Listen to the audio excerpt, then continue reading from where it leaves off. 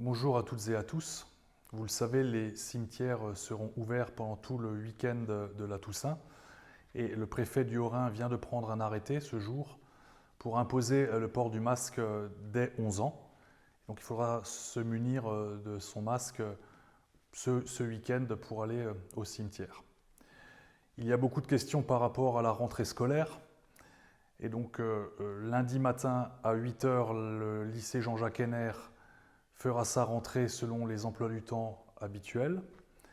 Pareil pour le collège Lucien R, avec un hommage qui sera rendu à 11 h au professeur Samuel Paty dans les différentes classes et un protocole sanitaire qui sera évidemment renforcé. En ce qui concerne les écoles primaires, élémentaires et maternelles donc de la ville d'Altkirch, la rentrée aura lieu aux horaires habituels dès lundi, avec là également un protocole sanitaire renforcé qui sera expliqué dans le cadre d'un mail qui sera envoyé dès cet après-midi à l'ensemble des parents d'élèves, étant rappelé que depuis la loi et le décret qui ont été pris récemment, il y a une obligation de port du masque pour les enfants dès le CP. À ce sujet, j'ai demandé à Isabelle Pie, première adjointe chargée des affaires scolaires, et à la commission des affaires scolaires, de faire en sorte que nous puissions remettre lundi matin à chaque élève du CP jusqu'au CM2, à chaque élève de la ville d'Altkirch, ça fait 340 en tout, 2 masques textiles juniors qu'on a donc acquis auprès des établissements Emmanuel Lang de Hirzing. Ce sont des masques réutilisables jusqu'à 60 fois, très pratiques et agréables à porter avec une bonne respirabilité. Ils sont, il est vrai, pas très sexy. Donc bien sûr, ce que l'on demande à un masque, c'est d'être efficace et de protéger nos enfants. S'ils ne plaisent pas à tout le monde, chaque parent est bien évidemment libre d'équiper son enfant comme il l'entend.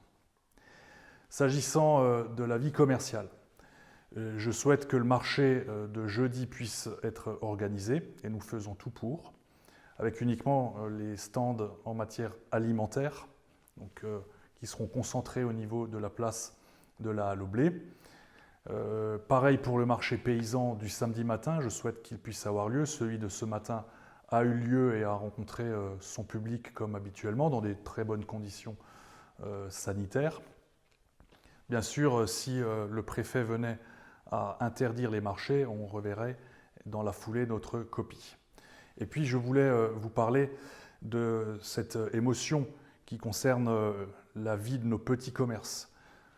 Comme beaucoup d'entre vous, je suis choqué de la différence qui est faite entre la grande distribution et les petits commerces. La grande distribution, bien sûr, vend des produits alimentaires, dits de première nécessité, mais en profite aussi pour vendre des produits non essentiels.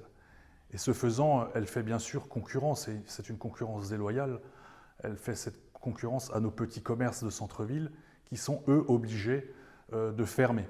Alors je m'associe aux maires de France, et notamment à l'Association des maires de France, qui a pris contact avec le président et avec le Premier ministre pour faire changer les choses, pour qu'il n'y ait plus cette distorsion de concurrence.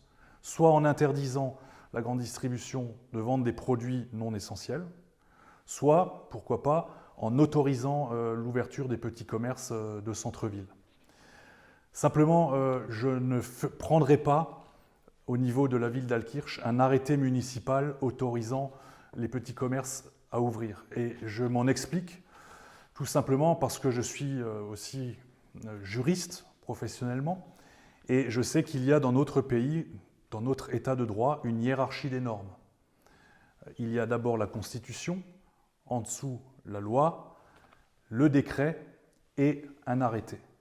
Et lorsque la loi et un décret, comme c'est le cas actuellement, demandent aux petits commerces non alimentaires de fermer et obligent ces petits commerces à fermer, eh bien, ça n'est pas un arrêté municipal qui peut venir déroger à la fois à la loi et au décret. Et si je prenais ce risque-là, de prendre donc un arrêté municipal qui serait donc de fait illégal, eh bien, j'exposerais les petits commerçants d'Altkirch un risque de fermeture administrative et un risque d'amende forte.